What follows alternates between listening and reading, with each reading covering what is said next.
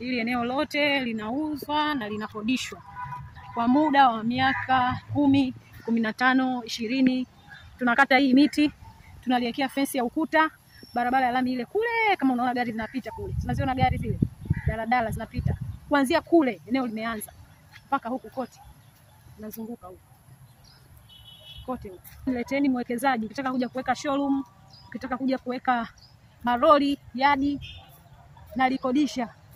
nalikodisha kwa mwezi dola 4,000. Niletee mteja eneo lote, na nyumba hii hapa kwa ajili ya ofisi inakufaa kabisa. Bonge la jumba nzuri, eneo liko mpaka kule.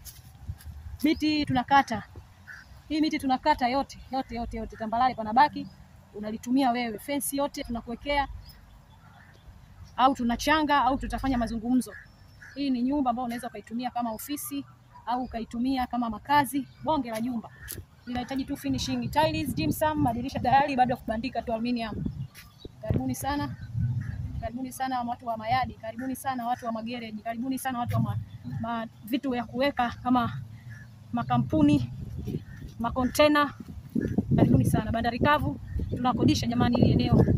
Karibuni sana, tunakodisha. Asante.